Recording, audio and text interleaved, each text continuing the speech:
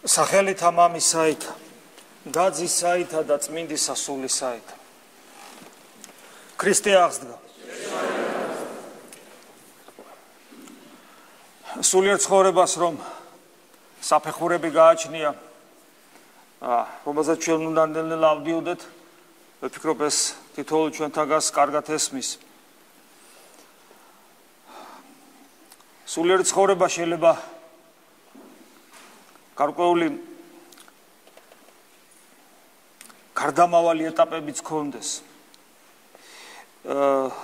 და თუ ადამიანი ერთ საფეხურზე ან რაღაც ერთ ეტაპზე იმყოფება, შეიძლება არსებობდეს იმის საცდური, რომ ეგონოს, რომ ეს არის ის, რაც უნდა იყოს. ეს არის ერთგვარი მაქსიმუმი, ყოველ შემთხვევაში თვისობრივად შეიძლება არც არაფერი შეიცვალოს. ეს არის სარწმუნოება, ჩემი ცხოვრების აი ეს წესი არის სწორედ ქრისტიანობა. აი მაგალითად არსებობს ესეთი ცნება, როგორიც არის ერთგულება ღვთისადმი. და ძალიან კარგი რამეა.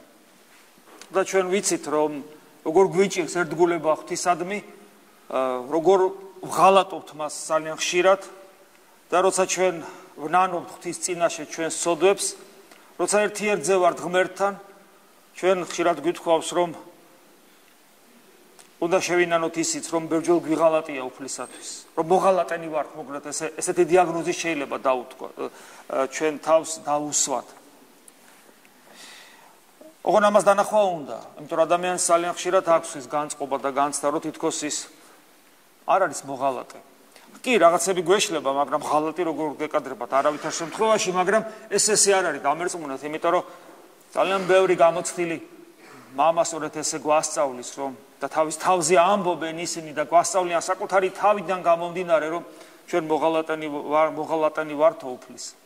თვითონ ის ფაქტი, რაც იუდას ეხება, რომელიც დაიწერა წმინდა წერილში, ხო ვიცით, რომ არაფერი იწერება ისე ჩვენთვის სარგებლის მომტანი რო არ იყოს და იუდას ისტორიაც იმიტომ არის დაწერილი, რომ და პეტრესიც სხვათა შორის, იმიტომ რომ უფლის ღალატი ადამიანური ბუნებისათვის ძალიან იოლია, იმიტომ რომ ჩვენ მიდრეკილი ვართ ამისკენ. მაგრამ თუ თქვათ ადამიანი ცდილობს, რომ ეს არ გააკეთოს, იბრძვის, ნანობს იმ ჩავარდნებს, რასაც ღალატი ქვია. მაგრამ ჩვენ შეიძლება ესეთ ადამიანს და ასრულებს ღვთის მცნებებს.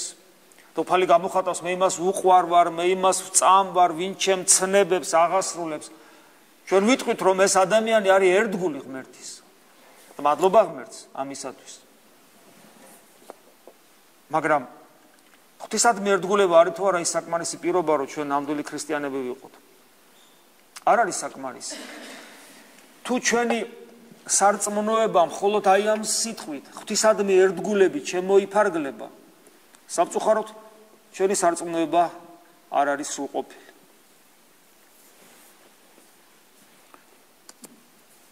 არსებობს კიდევ ერთი საფეხური ამის ზემოთ და მე იმის ზემოთ კიდევ, რა თქმა უნდა. ეს არის ნდობა ღმერთისადმი. როცა ადამიანი ღმერთს ენდობა, როგორც ცოცხალ არსებას. აი ეს პირველი შემთხვევა, როცა ჩვენ ერთგულნი ვართ ღვთისა, ეს პირველი მდგომარეობა, პირველი საფეხური მიიღწევა ღვთის მცნებების ზედმიწევნითი ასრულებით. მაქვს ნებისყოფა, მაქვს სურვილი, მაქვს ჩემი ღირსება ადამიანური, მაქვს სურვილიც, ყველაფერი მაქვს, ღმერთის მეხმარება თავისთავად ცხადია, მაქვს სინანულიც, როცა თქვათ ამას ვერ ვახერხებ და საბოლოო ჯამში მე მოვდივარ იმ მდგომარეობაში, რომ უფალს ვერ დგულებ. ანუ ვცდილობ, რომ ის მას რა დამავალა, მისი მცნებების ზედმიწევნით აღვასრულა. ყველაფერში, თვით სიკვდილამდე. ეს აუცილებელი პირობაა და აუცილებელი საფეხური. მაგრამ აი მეორე, რასაც ღვთისადმი ნდობა ქვია, აი ამ საფეხურზე რო ავიდეს ადამიანი, აუცილებელია, რომ ღმერთს იცნობდეს.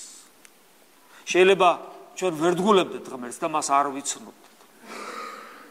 ისე როგორც შეიძლება თქვათ, ადამიანი ერთგულებდეს ვინმეს, რომელსაც არ იცნობს, თქვათ მეფეს, თქვათ ვინმე მისათვის საპატივცემულო ადამიანს და ისე რომ მასთან ურთიერთობა არ ქონდეს. და იცით, როდესაც აი ეს არსებობს პირველი საფეხური და არ არსებობს მეორე ნდობა ღმერთისადმი. ეს იმ წამს ვლინდება ხოლმე, როდესაც ჩვენ ცხოვრებაში არის განსაცდელი. როცა არის განსაცდელი, როცა გამოიცდება ჩვენი სარწმუნოება. როგორც რაიმე ექსტრემალური შემთხვევის დროს ჩვენ ძალიან ხშირად გამოგვიჩენია სულმოკლეობა, შეიძლება გარეგნულად უერთგულო კიდევაც, გარეგნულად შეიძლება არც არაფერი შეცვალო, მაგრამ შინაგანად ჩვენ ხო გამოგვიცდია, იწყება საშინელი ბრძოლები, სასტიკი ბრძოლები, ეჭვებისაც კი, სარწმუნოებრივ ეჭვებს გულისხმობ. ძალიან ხშირად ეს სულმოკლეობამდე შეიძლება ავიდეს და იქამდეც რომ უფალსაც გარეგნულადაც ვეღარ უერთგულობ. ნერვიულობთ, განვიცდით. უფალი გვასწავლის, ნუზრუნავა, რომ ნუ ნერვიულობო ხვალინდელი დღისათვის. სასופველი ეძებია, მე ვიცი შენ რა გჭირდება. ანუ არც ერთი ღერი თმა არ დავარდებაო ჩემი ნების გარეშე შენი თავიდან. უბრალოდ ჩიტები რომ დაფრინავენ, ისინიც კი ღვთის განგებულები დაფრინავენ და შენ რამდენ ფრინველზე და ჩიტზე უკეთესი ხარო და ნუ გეშინიაო. კი გვეუბნება ამას ღმერთი, მაგრამ როდესაც ჩვენ განსაცდელი გვაქვს და რომელსაც ჩვენ ვერ ვერევით, სულმოკლეობას ვიჩენთ და ვეღარ ვენდობით ღმერთს. და თუ ეს გამყარდა ჩვენში, მაშინ ის პირველი საფეხურიც ჩვენში ნელ-ნელა წარიხოცება და აღიხოცება. რატომ ხდება ესე, რომ ადამიანს ეიოლება ერთგულება ცნებებში და ნდობა ღვთისადმი პრობლემაა. და კიდევ ვიმეორებ, ეს ვლინდება განსაცდელის დროს. როცა ნერვიულობ, ჩვენ სულ ნერვიულობთ. მუდამ რაღაცას განვიცით, მუდამ შფოთი გვაქვს, სიმშვიდი არა გვაქვს, არ ვენდობით ღმერთს და იმიტომ. იცით რატო? ერთ-ერთი მთავარი მიზეზი ამის ისაა, რომ ჩვენ მას არ ვიცნობთ. ხო ხდებით, ლოგიკაც ესეთია. მე რო ღმერთს ვიცნობდე, როგორ შეიძლება ნერვიულობდე? მე რო მასთან მართლა მქონდეს ურთიერთობა ცოცხალი, მე რო მას მუდამ ვგრძნობდე ჩემში, ჩემს გულში. მე რო ვიცოდე როგორია ის. როგორი არა მარტო ყოვლის შემძლე, არამედ როგორი სრულყოფილი სიყვარულია, რომელიც არასოდეს არ მტოვებს. როგორ შეიძლებოდა მე ნერვიულა? როგორ შეიძლება რომ მის და მინდობა ძალიან მაღალი ხარისხით არ მქონოდა. ისეთი ხარისხით, რომ მართლაც აღარ მეზრუნა ხვალინდელი დღისათვის და მართლაც რომ ვიცოდე, რომ მეცოდინებოდა, რომ ყველაფერი მის ხელშია, თითოეული ჩემი ღერითმაც კი. ხო, მაგრამ აი ღმერთის ნდობა, ღვთისადმი ნდობა, როცა არ ვიცნობ, მიიღწევა რითი, სწორედ ღმერთის გაცნობით, ღმერთთან ურთიერთობით, ღმერთის ხედვით, ღმერთს უნდა ვხედავდეთ, არა უბრალოდ უნდა ვიცოდეთ, რომ ის არის, არამედ უნდა ვხედავდეთ. დღეს დღევანდელი დღე ბრმის კვირად იწოდება და ჩვენ ვიცით, რომ ყველაფერი რაც წერია, ჩვენთვის წერია და იქ ხორციელ სიბრმავეზეა საუბარი, მაგრამ უნდა ვიგულისხმოთ სულიერი სიბრმავე საკუთარი თავისა. როცა ჩვენ გვაქვს რწმენა, როგორც ამ ადამიანს ქონდა რწმენა, იმიტომ რომ ეს ადამიანი ევედრება ქრისტეს, ეს ადამიანი ლოცულობს, ამ ადამიანს იმედი აქვს ღმერთისა, მაგრამ ვერ ხედავს. ანუ აქვს რწმენა, მაგრამ ვერ ხედავს. ჩვენც ესე ვართ, გვაქვს რწმენა, მაგრამ ვერ ვხედავთ. და აი ეს ადამიანი მერე ხედავს. მისმა ლოცვამ ნაყოფი გამოიღო. თვალები თავიდან შეუქმნა, შეიძლება ასე ითქვას, სწორედ ამ თავიდან კი არ შეუქმნა, მაგრამ პრინციპში ესეა, დაბადებიდან ბრმა საბა როგორ იქნებოდა. სხვანაირად, აი ეს თიხის მოზილვა.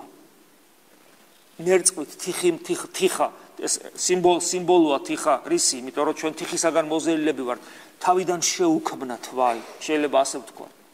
ამით დაანახა ყველას, რომ მე ვარ ის, ვინც შენ თავიდან თიხისგან შექმენი. ეხლა შენი თვალებით შევქმენი თიხისგან. და არ შეიძლება მე არ მენდობოდე. მე ყოვლის შემძლე ვარ. მე ღმერთი ვარ და თან სიყვარული. და ეს ადამიანი მერე ხედავს ქრისტეს და ჩვენც უნდა დავინახოთ იგი. და უნდა დავინახოთ და ეს ხედვა მიიღწევა სწორედ მასთან სიღრმისეული პიროვნული ურთიერთობით, რომელსაც გონიერი ლოცვა ქვია. ჩვენ ყოველთვის საუბრობთ ამ თემაზე, ამ სიტყვას ყოველთვის ვახსენებთ გონიერ ლოცვას და რა თქმა უნდა არ ვეჯიბრებით ისიხასტ მამებს, რომლებიც ათოზე და სხვა ესეთ წმინდა ადგილებში ცხოვრობდნენ, ჩვენ ერის ადამიანები ვართ, მაგრამ მეორეს ხო ისინი მოღვაწეობენ არა მხოლოდ საკუთარი თავისათვის, არამედ თითოეული ჩვენთაგანისათვის და ისინი ჩვენთვის მაგალითნი არიან, ჩვენმა თუნდაც მივბაძოთ. და ეს არ არის მხოლოდ მათი კუთვნილება, მართლმადიდებლობის ერთ-ერთი განმასხვავებელი, ყველა სხვა დენომინაციისაგან, მათ შორის კათოლიციზმისგან, არის სწორედ ეს ისიხასტური სული, რომელიც უცხოა კათოლიციზმისათვის. მეცაც გეტყვით, გრიგოლ პალამა, აპოლოგეტი ისიხაზმისა, თესალონიკის ეპისკოპოსი გრიგოლ პალამა შერაცხილია მწვალებლად კათოლიციზმში. ადამიან და საერთოდ ეს ისიხასტური მდგომარეობა. არა და ამის გარეშე არათუ მართლმადიდებლობა უბრალოდ არამედ ქრისტიანობას უბრალოდ აზრი არა, ქრისტიანობა იქცევა რაღაც დოქტრინად, სადაც რაღაც წესები უნდა შეასრულო და ყველაზე უკეთეს შემთხვევაში უერთგულებ ამით ღმერთს. აი როგორც მუსულმანი ერთგულებს ღმერთს. ასრულებს რა იმ ცნებებს, რომელიც ისლამში არსებობს. და ყველაზე უკეთეს შემთხვევაში ღვთის მეგობარი ვარ, იმიტომ რომ ის მას მე ვერ დგულებ. ხოლო ქრისტიანობაში ეს არ არის საკმარისი პირობა. იმისათვის რომ ნამდვილი ქრისტიანი იყო. ეს კარგია, მაგრამ არ არის საკმარისი. ღმერთს უნდა იცნობდე, კიდევ ერთხელ ვიმეორებ. მასთან ურთიერთობა უნდა გქონდეს. და ამისათვის არის საჭირო სწორედ ეს გონიერი ლოცვა, ანუ ისიხასტური სულით, საკუთარ თავში ჩაღმავებით, გარინდებით, სიმშვიდით, აი როგორც ელია თესბიტელი გარინდებული სუსტ ჩქამში, ოდნავ სიონში ღმერთს დაინახავს და ღმერთს განიცდის, აი ასე და ამგვარად უნდა განვიცადოთ ღმერთი საკუთარი სულის სიმყუდროვეში, იმ ოდნავ სიონში, რომელსაც ოდნავი ჩვენი ადამიანური გაფაჩუნება მას ჩვენ ვეღარ დაგვანახებს და ჩვენს ცნობიერებიდან არ წაშლის, მაგრამ ჩვენი ცნობიერება უუნარო იქნება მისი დანახვის, იმდენად ფაქიზად და უფაქიზესად მოდის. მე დარწმუნებული ვარ, როგორი გარინდებული იქნებოდა ელია თესბიტელი, რომ იმ ქუხილში, იმ გურგვინვაში, იმ ცეცხლში, იმ ქარიშხალში ვერა და აი იქ დაინახა, ოდნავ სიოში და ოდნავ ჩქამში. ღმერთი შეიგრძნო და ღმერთი დაინახა. ამიტომ ეს სული სიმყუდროვისა, სიმშვიდისა, გარინდებისა, ღმერთთან სიღრმისეული მარტომყოფობისა, ანუ ისიხასტური სული არის საკუთრივ ნიშანი მართლმადიდებლობისა, რომლის გარეშეც მართლმადიდებლობა აღარ არის მართლმადიდებლობა. ის არის უბრალოდ გარეგანი მსახურება, ისე როგორც კათოლიციზმი, პროტესტანტიზმი და აი ესეთი რა, მეტი არაფერი. არადა როდესაც ღმერთთან არა გვაქვს ესეთი მჭიდრო ურთიერთობა, რომელიც გონიერი ლოცვით მიიღწევა, ანუ ისიხასტური სულის კვეთებით, რომელიც ყველას კუთვნილება უნდა იყოს, თუ ხარ მართლმადიდებელი, შეიძლება არ იყო მონოზონი, მაგრამ იყო ერისკაცი, მაგრამ ეს მაინც შენი კუთვნილება უნდა იყოს. იმიტომ რომ ხარ მართლმადიდებელი, მაშინ ვერ ახარ მართლმადიდებელი. თუ ეს გზა შენთვის უცხოა და მიუღებელი. და აი თუ მაგალითად ღვთის თუ აი ესე ღმერთისკენ ესე არ მივდივარ და თუ ღმერთს ესე არ ვეძიებთ, მაშინ კითხვა ჩდება და არ ვიცნობთ ესე იგი ღმერთს. ვიცნობთ მის მცნებებს, რომელსაც ჩვენ მერე ვასრულებთ. ასე ქენი, ასე მოიქეცი, ამგვარად.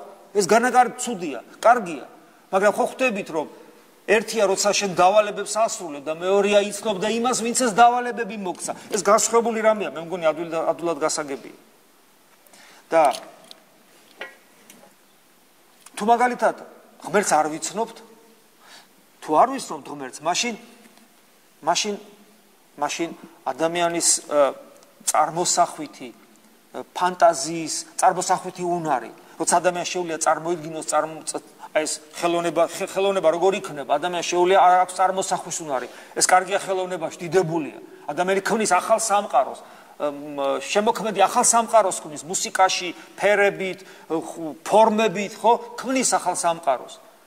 მაგრამ ეს უნარი, შემოქმედებითი უნარი, რომელიც ხელოვნებაში ძალიან კარგია, საშინელებაა სულიერ ცხოვრებაში, იმიტომ რომ ადამიანი მიდრეკილია არის რა შემოქმედი ბუნებით ღვთის ხატი არა, მას უნდა რომ ყოველთვის შექმნას ახალი სამყარო და რელიგიაში, სარწმუნოებრივ ცხოვრებაში ახალი სამყაროს შექმნა არის უკვე თითქმის ერესის ტოლფას, იმიტომ რომ შენ ქმნი ღმერთს და შენ ქმნი სასუფეველს, შენ ქმნი, მაგრამ მას რეალობასთან კავშირი შეიძლება საერთოდ არ გქონდეს. ეს დაახლოებით იმას გავს, აი ადამიანს რო არ ვიცნობ და რომ მოვიხილბებით ხოლმე, ამ პირიქით რაღაც არ მოგვეწონება და ჩვენი წარმოდგენა რო გვაქვს და ჩვენ წარმოსახვაში ეს ადამიანი ან ანგელოზად წარმოგვიდგება, ან მონსტრად. მაგრამ არც მონსტრია და არც ანგელოზი შეიძლება გვეშლებოდეს, იმიტომ რომ ჩვენი წარმოდგენა გვაქვს, ხო სწორია. ასევე ამ შემთხვევაში ადამიანი წარმოიდგენს ღმერთის შესახებ. გამოიგონებს ღმერთს. გახსოვთ, აი საიდუმლო ლოცვებს რო ვკითხულობთ, ღმერთო შენ ხარ დაუსაბამო და სხვადასხვა ეპითეტებს ვამბობ და ერთ-ერთი რასაც ვამბობ, ღმერთი მოუგონებელი. ანუ კი არ გამოგიგონე შენ ღმერთო, შენ ხარ. და შენი თვისებები, ჩემი გონების ნაყოფი კი არ არის, არამედ შენ დამენახე, მეჩვენე, დამანახე საკუთარი თავი. გამომიცხადე საკუთარი თავი. კი, მე მზამზარეულზე მოვედი აქ და ესე იგი რო გამომიცხადა და მამემა რო დიდმა მამემა წმინდანებმა რო დაინახეს და ეს დამიფიქსირეს, მე ხლა მას ვკითხულობ, მაგრამ საკმარისია მე. კი, კარგია თუ ვენდობი მე ეკლესიას, რომ ესეთი და ასეთია უღმერთი, მაგრამ ეს არ არის საკმარისი, იმიტომ რომ კიდევ მეორე ექსტრემალურ შემთხვევაში, როცა მე განსაცდელი მექნება, მე ეს აღარ მეყოფა. იმიტომ რომ ჩემში შიში განსაცდელისა ძლევს ამ თეორიას, რომელიც მე წიგნებიდან მომეცა. და ღმერთი არც უნდა მოიგონო, არც გამოიგონო, არც წარმოიდგინო, არც შექმნა შენ მასში და რაღაცა ლოგიკით არ და ასეთი და ამგვარად იქნებაო. არამედ უნდა დაინახო და განიცადო. ასლაბო ადამიანი იტყვის, როგორ უნდა განიცადო და ავინახო, რაზეა ლაპარაკი, როგორ შეიძლება. და თქვენ მგონიათ, რომ სარიელი სიტყვებია. მე მახსოვს ერთ-ერთი ღვთისმეტყველი ჭყალებში ჩასვით, გინა არ ჩასვით, მაგრამ ის ესე უწოდებდა საკუთარ თავს, იმიტომ რომ სასულიერო აკადემია დამთავრებული იყო და ერთხელ საქართველოში ერთხელ წარმოიშვა სქიზმა და იმ სქიზმის ერთ-ერთი შემოქმედი იყო ეს ადამიანი, ერის ადამიანი იყო სხვათა შორის და ითვლებოდა ერთ-ერთ კარგ სტუდენტად და მე მახსოვს მისი ესეთი ლოგიკა, რომ ჩვენო გვაქვს მოცემული ეს თეორია, ცოდნა მამებისგან და მორჩა კანონი, წესი და დოგმატი. ხოლო რა განცდა, რა შეგრძნება, როგორ უნდა განიცადო, როგორ უნდა შეიგრძნო ღმერთი, როგორ ესე იგი თავდაყირა ქონა დაყენებული ქრისტიანობა და ქონდა პრეტენზია ქრისტიანობის აპოლოგეტობაზე. როცა წმინდა სვიმონ ღვთისმეტყველი ამბობს, გითხარით, თუ ადამიანი არ განიცდის ცოცხალ ღმერთს თავის თავში, ჯერ ქრისტიანი არ არის. და ამას უფალი გვასწავლის იოანეს სახარებაში, რადგინა შორს წასვლა. და საერთოდ ბევრი მოციქული და წმინდა წერილში ძალიან ბევრგან არის მსგავსი და ამაზე ჩვენ გვისაუბრია. დიახ, ღმერთი უნდა დაინახო, განიცადო, რა თქმა უნდა თავის ენერგიებში. და ჩვენ ვიცით, მოციქულებთან ხა ფერისვალება იქნება მალე და მოციქულებთან ეს მოხდა. მოციქულებმა თაბორის მთაზე ღმერთი დაინახეს თავის ენერგიებში, განიცადეს. მაგრამ აი საინტერესოა, რა უსწრებდა წინ მოციქულების მიერ ღმერთის თავის ენერგიებში ხილვას თაბორის მთაზე რაც მოხდა. რა ფილოსოფიური ბრძნობა მჭერმეტყველება? მეთევზეები იყვნენ, არ დაგავიწყდეთ. არაფერი ფილოსოფიური ბრძნობა მჭერმეტყველება ამას არ უსწრებდა. არაფერი, აბა სახარება წავიკითხოთ, ნახოთ, რა ხდებოდა მანამდე. არაფერი ის, რაც ასე მიგახვედრებს, ასე სიბრძნეს.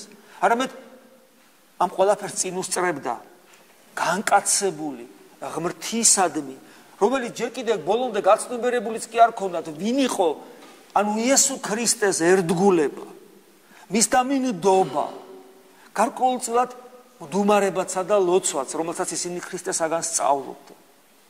და სულიერი ამაღლებას თაზე ასვლა სულიერ ამაღლებას ნიშნავს განშორება ამ წუთის სოფელს. და ისინი დიახაც იყვნენ განშორებული ამ წუთის სოფელს, მათ დატოვეს ყველაფერი, თავის საქმიანობა, თავისი პირადი ცხოვრება, ყველაფერი დატოვეს და უფალს გაყვნენ. ამიტომ აი ამან განაპირობა და ისიც ყველაში ვერ მოხდა, აი იმ ეტაპზე 12-დან იმ 3-შია ეს მომხდარი, და დანარჩენებში მე ნელ-ნელა ხდება, აი ამ სამ მოციქულში ხდება ეს. რომ მათ მიიღეს ისეთი შესაძლებლობა გაუჩნდათ, რომ მათ შეეძლოთ ღმერთის ხილვა მის ღვთაებრივ ენერგიებში. კიდევ ვიმეორებ, არა ფილოსოფიური ბრძნული რაღაც ესეთი ჭერმეტყველებითა და ლოგიკით, არამედ აი ამ ცხოვრების წესი. კიდევ ერთხელ მინდა ხაზი გაუსვა, რომ ეს არ არის დაწერილი მხოლოდ იმისათვის, რომ ჩვენ ისტორიულად ეს გავიხსენოთ. არ არის დაწერილი მხოლოდ ათონელი მამებისათვის, მხოლოდ მონოზვნებისათვის, არამედ თითოეული ჩვენთაგანისათვის არის ეს დაწერილი და რომ ჩვენ ღმერთი რომ უნდა დავინახოთ. მაგრამ ეს რომ ესია, მე გაგახსენებთ აი პირველი ჟამლიდან ლოცვას, რომელსაც ჩვენ ყოველთვის ვკითხულობთ. და ეს ლოცვა ხმამაღლა იკითხება და გახსოვთ.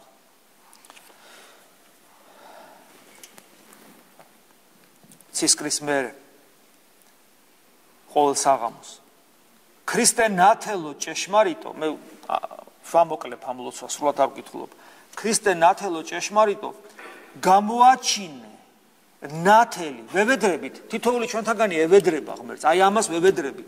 გამოაჩინე ნათელი პირისა, ანუ სინათლე, პირისა, ანუ შენი პიროვნების, რომელიც საერთოა მამისა და სულიწმინდისა, მათ საერთო ღვთაებრივი ენერგია და ღვთაებრივი ნათელია. გამოაჩინე ნათელი პირისა შენისა ჩვენზე და ანუ მადლი მოგვეცი. რისთვის? რაითა, აი აქ არის ის, რაც არის ჩვენთვის მნიშვნელოვანი. რაითა ვიხილოთ ჩვენ ნათელი შენი მიუწვდომე. ამას ჩვენ ვევედრებით. გესმით, ვევედრებით. ამას ჩვენ ვევედრებით.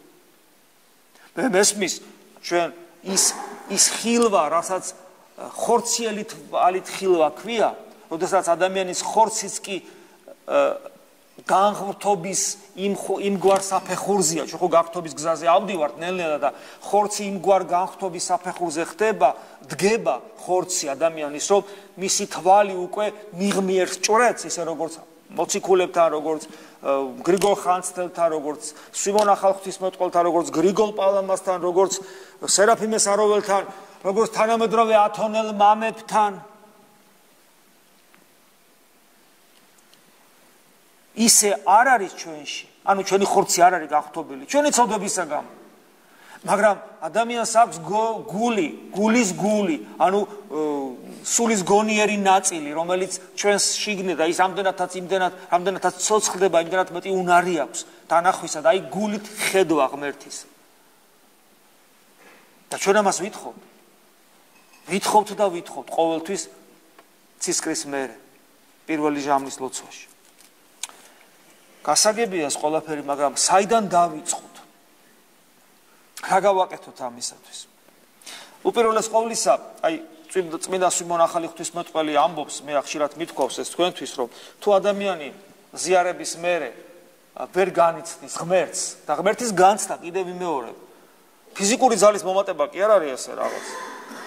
არამედ ღმერთის განცდა არის იმ თვისებების შენში განცდა თვისებების, რომელიც ღვთის თვისებებად იწოდება. ეს არის სიმშვიდე, ეს არის ბედნიერება, ეს არის სიხარული, ეს არის სიყვარული, ეს არის ნდობა, ეს არის სარწმუნოებრივი გომხურვალება, ლოცვის სურვილი, მყუდროების სურვილი, ანუ ის თვისები სისავსე, რომელიც არამიწიერია, ეს ყველაფერი გამოვლენილი არა მარტო სუბიექტურად შენში, არამედ ობიექტურად რომ ვლინდება ადამიანებთან ურთიერთობაში, შენს ყოველდღიურობაში.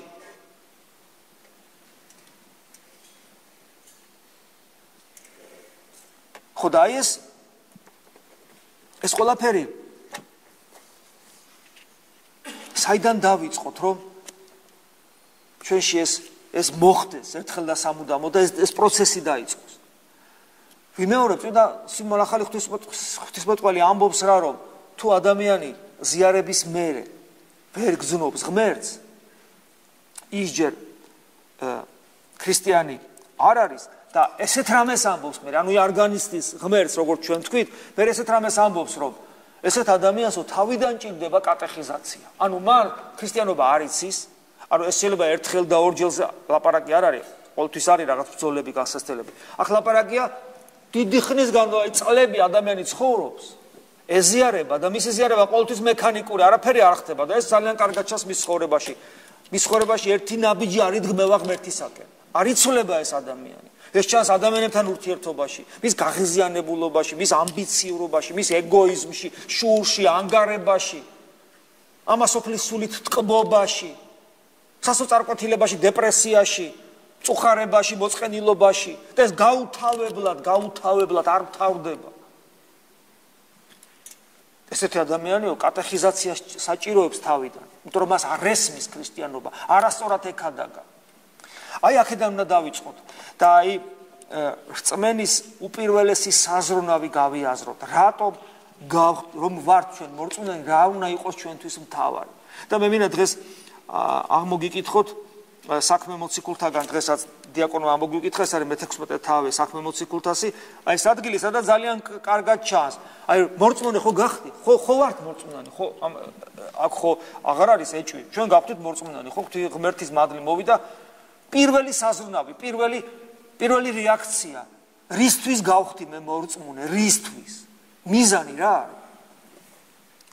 აი ის სამხედრო საკნის მცველი, რომელიც პავლე მოციქულს იცავდა. როცა რწმენაში მოდის, როცა ხედავს რაღაცა ხდება, განსაკუთრებული რწმენაში მოდის, ნახე მისი პირველი რეაქცია რა იქნება, წაგიკითხავთ. ძრწოლა შეედვა და შეუვრდა პავლეს, ანუ პავლე მოციქულს ფეხი მუხლი მოუდრიკა, პავლეს და შილას. გამოიყვანა იგინი გარეთ და რქვა, უფალნო, ანუ ბატონებო, რომელი ჯარისკაცი, რომელიც იცავს და უცებ გძრა და გახსოვთ, აღარ აღმოგიკითხავთ საქმე მოციქულთას მე-16 თავი.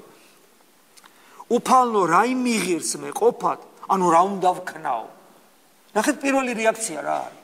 რა უნდა ვქნა? რათა ვცხონდე.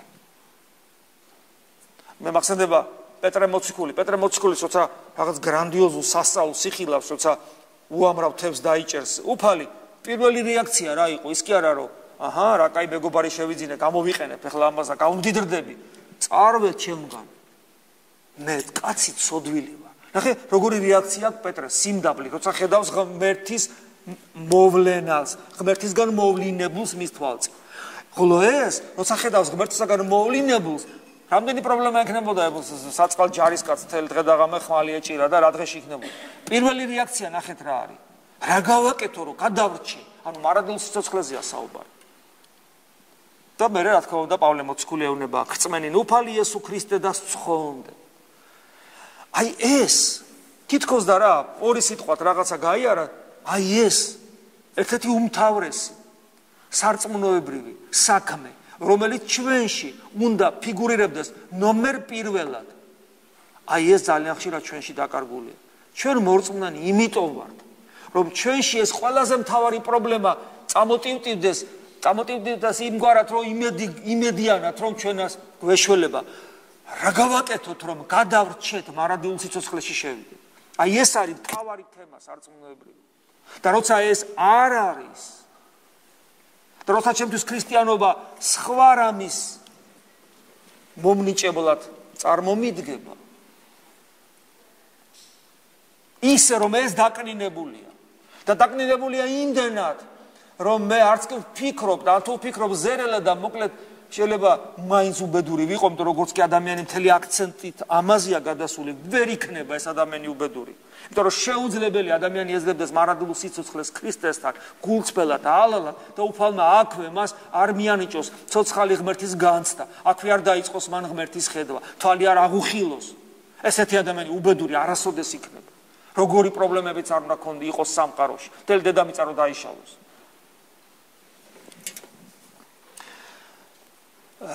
კიდევ ერთი პრობლემა, რაც ამ ყველაფერს ხელს უშლის, ეს არის ფარისევლური განათლებულობა, ადამიანური სიმართლე და ადამიანური ლოგიკა. აი ეს ყველაფერი არ იძლევა შესაძლებლობას ღვთის მადლის განცდისა და ღმერთის დანახვისა. ანუ ჩამოვთვლით, რა გვიშლის ხელს რომ დავინახოთ ღმერთი მის ენერგიებში, მის მადლში, ანუ გავიცნოთ ღმერთი. ეს არის ფარისევლური განათლებულობა, ადამიანური სიმართლე და ადამიანური ლოგიკა. მე მინდა ამის დასტურად აღმოგიკითხოთ დღეს აღმოკითხული იოანეს სახარებიდან მეცხრე თავის ამონარიდები. აი ნახეთ, რა ხდება, დავადებიდან ბრმა, უცებ ხედავს. ხო გესმით ეს რას ნიშნავს? იტყოდეს ვინმე ფარისეველთაგანი. ეხლა მსჯელობენ, ესეთი რამე ხდება და ეხლა ესენი მსჯელობენ. ესე კაცი არა არის ღმრთისაგან, ქრისტეზე ამბობს. რამე თუ შაბათს არ იმარხავს, წარმოგიდგენიათ, შაბათს განკურნა და გეგონება შაბათს შეშა დაჩეხა რაღაცა, ადამიანი გადამოარჩინა. შაბათს არ იმარხავს. ან სხვა ადგილი, არ არის წმენა ჰურიათა მისთვის, ვითარმედ ბრმა იყო და აღიხილნა თვალნი. იმ დონეზე არ არის წმენა, რომ დედმამას მოუწოდეს, მამა დედათა მისთა, რომელმან იგი აღიხილა, ანუ იმდენად არ ჯეროდათ, არა და მათ თვალწინ იყო, რომ ახლა წავიდა მშობლები ნახეს, მართლა თქვენი შვილია, მართლა ვერ ხედავ და ახლა დაინახა. ცოცხალი თავით არ უნდათ იმის მიღება, რომ დაინახა.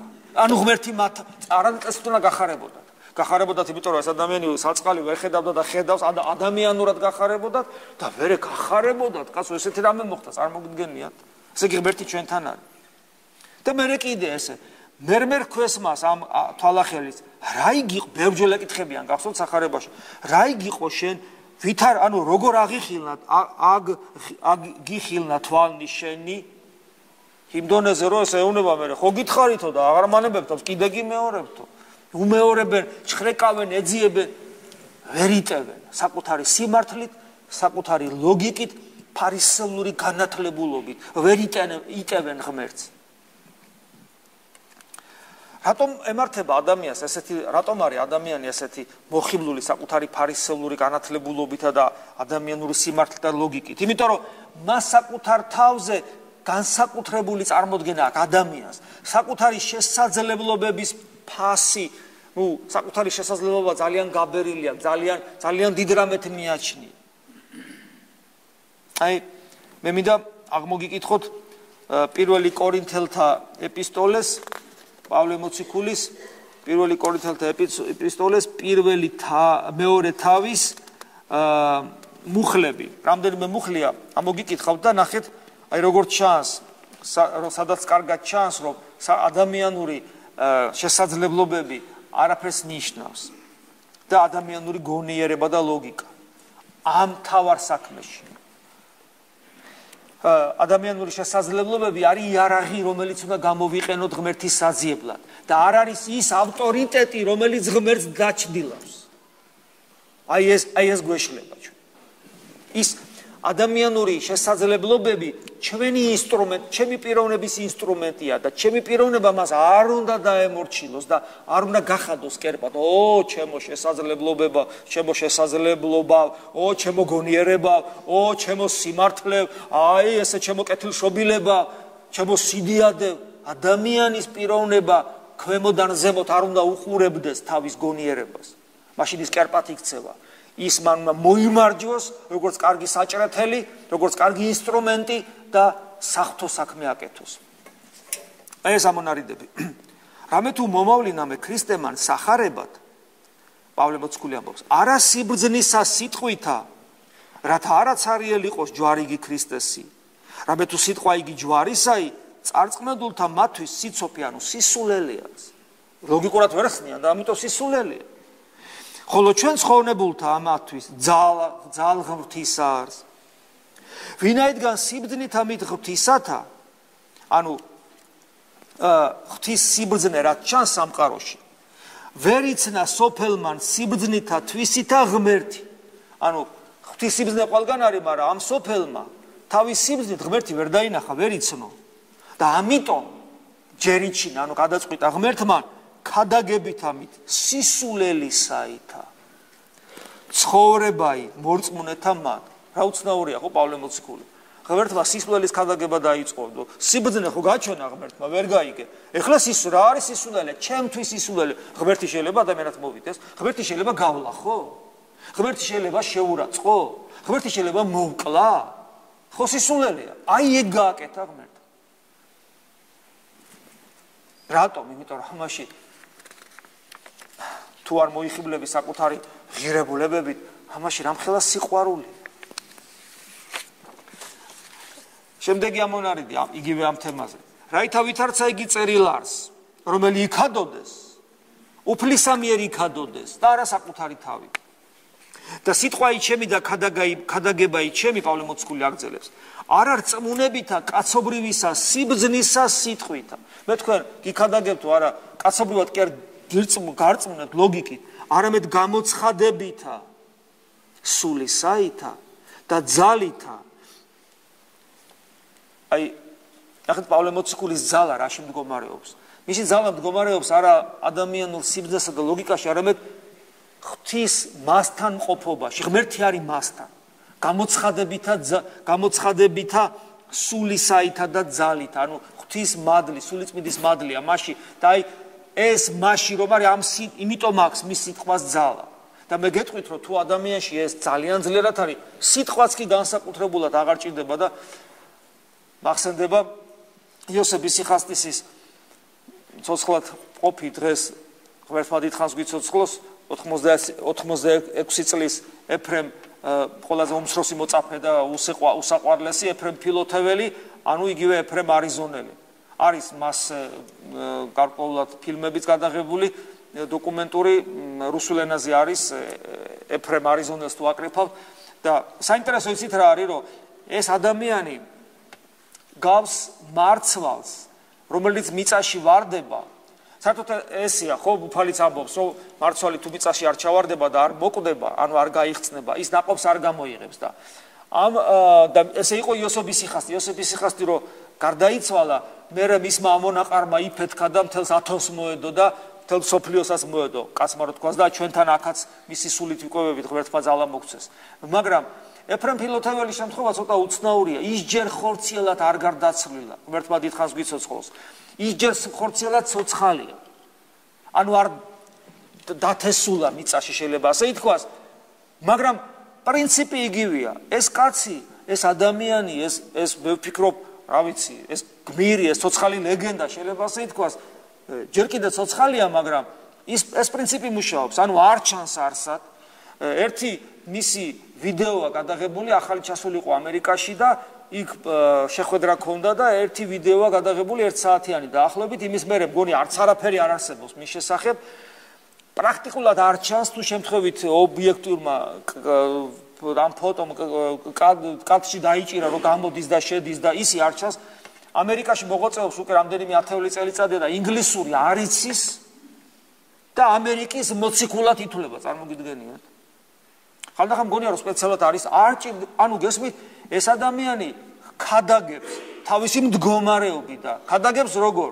მთელი ათონის წმინდანთა არის გადატანილი ამერიკაში. უამრავი მონასტერი. იმ სულიერების, რაც ათონზეა. ეს არის საოცრება, ეს არის აბსოლუტურად აუხსნელი ფენომენი. და კიდევ ვიმეორებ, კაცმა არ იცის ინგლისური და ის ამონაყარი, ანუ მისი მოწაფეები და მოედნიან მთელ ამერიკას. თვითონ დღემდე არ აჩანს, მაქსიმალურად დამალულად დაფარული. და ეს სწორედ ის სულიერი ძალა, რომელიც მასში არის, აი იღებს ესეთ ნაყოფებს. ხედავთ რა საოცრება არის. არათუ სიბრძნის სიტყვა საერთოდ არაფერს არ ლაპარაკობს. აი ესე გამოსაჩენად. ხო და ნუ აი ესეა. ესეთი მაგალითი რო გვაქვს, ეს კიდევ ერთხელ მეანიშნებს თუ რა არის მთავარი მისიონერობაში.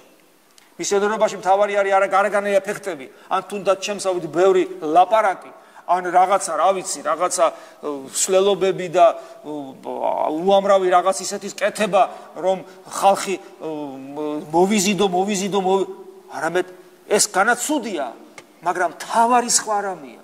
და ეს მთავარი პავლე მოციქული აგერ გვასწავლის და აგერ ცოცხალი მაგალითი ეფრემ არიზონელის სახით ყავს. ჩვენ სული არა ამის სოფლის ამიგვიღებიეს, არამედ სული იგი, რომელი არის ღვთისაგან, რაითა ვიცოდეთ ღვთისაგან მიერ მონიჭებული იგი ჩვენ და ეს უკვე ყველა თითოეულ ჩვენთაგაზეა საუბარი. ჩვენ ამას სოფლის სული არ უნდა გქონდეს, ღვთის სული უნდა გქონდეს. რომელსაც ესე ვიტყვით არა სწავლულებითა კაცობრივისა სიბძნისა სიტყვითა, არამედ სწავლითა სულისა წმინდისა. სული წმინდით განსწავლულები რო ვიქნებით. და ეს რას ნიშნავს? ეს ნიშნავს, რომ ჩვენ ვხედავთ ღმერთს. ანუ მე რასაც გეუნებით არა თეორიულად წარმოვიკითხე, არამედ მე ვიცნობ და გელაპარაკებით. აი მაშინ აქვს ჩვენ სიტყვას ძალა. და მე მინდა გითხრათ, რომ ღვთის უხილველობის ჩვენ რო გჭირს. ღმერთს რო ვერ ვხედავთ, ღვთის უხილველობის პრობლემა ყველაზე ძლიერად შეიგრძნობა განსასწრებლებში, ამას საგანაც გითხრათ, თუმცა საკუთარი განსასწრელი გაქვს და ვერ ერევი და დამფრთხალი ხარ, გეშინია, იდრგუნები, სასწრაფოთილებში ხარ, ნერვიულობ, შფოთავ, გაღიზიანებული და ასე შემდეგ, წმენასაც კარგავ და ამავე დროს მაშინ, როდესაც უჭირს მოყვას. როცა მოყვას ძალიან დიდი განსაცდელია, განსაცდელი ისეთი, რომელსაც ადამიანური ძალებით ვერ უმკლავდება, იგივე ახლობლის გარდაცვალება და ასე შემდეგ და როცა შენ გევალება აი ჩემ თავზე გამომიცდია ხშირად, როცა შენ სასულიერო პირის გევალება მიხვიდე და ანუ გეშო და როგორ ვდუმდები ხოლმე, სიტყვის ამოღების უნარი არ მაქვს, იმიტომ რომ ყველაზე დიდებული სიტყვა, რასაც ჩვენ ლაპარაკობთ ამ დროს, იმიტომ რომ სიტყვა ღვთის სიტყვა ბრტყელად ამეჩვენება. ბრტყელად მეჩვენება იმიტომ, რომ ჩემი შინაგანი მდგომარეობა და ეს სიტყვები ერთმანეთთან შესაბამისობაში არ არის. ჩვენი რწმენა იგრძნობა ამ დროს, რომ არის თეორიული. ჩვენი ქრისტიანობა არის თეორიული. ძალიან ხშირად ჩვენი სიტყვები ყალბია შეუსაბამობის გამო.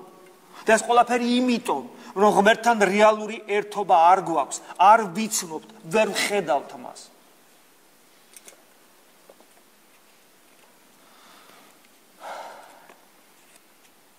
აი ახლა რომ ეს ბოლო შემთხვევა მქონდა ესეთი ბავშვები რომ დაიწმენ ქობულეთში.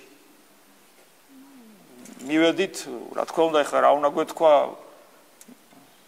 პანაშვიდი გადავიხადე, მამები იყვნენ ქობულეთთან ჩამოსული და მეც ვიყავი და პანაშვიდი გადავიხადე და სიტყვის თქმის, ესე იგი, ეს აბსოლუტურად გამორიცხული იყო.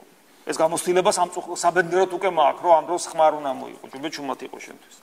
მაგრამ პანაშვიდის ხომ ხმარი, ესეც ხომ ნუგეშია, ესეც ხომ ლოცვა. მე გეტყვით ჩემ განცას, მე რომ გამოვედი იქიდან პანაშვიდის გადახდის მერე, ჩემ თავზე გული მერეოდა. არ შეიძლება დავკმაყოფილდეთ იმით, რა ჩვენ ვართ. ეს არის საზიზღრობა, პირდაპირ გეტყვით. თუ გვინდა, რომ ნამდვილი ქრისტიანები ვიყოთ, უნდა გავაცოცხლოთ ჩვენში სარწმუნოება. თუ იმის ძალა და მადლი არ აგვაქვს, რომ მიცვალებული აღვადგინოთ და ადამიანს რეალურად ამ ცხოვრებისეულად ნუგეში ვცეთ, ფიზიკურად რაღაც შევცვალოთ მის ცხოვრებაში, მიცვალებული აღვადგინოთ, რაღაცა პრობლემა მოუგვაროთ, განკურნოთ და ეს თუ არ შეგვიძლია, ამის მადლი თუ არ აგვაქვს, ის მაინც შევძლოთ ხალხო, რომ ეთქვი, ნუგეშინია, ღმერთი არის და შენს ახლობელს ღმერთმა ისეთი რამე განუზრდა, რაც თვალს არ უხილავს, ყურს არ სმენია, გულს არ შეხებია, ნუგეშინია, რომ ამ სიტყვას ძალა ქონეს, ისეთ რომ მის გულში შეახციო და მისი გული განათლდეს.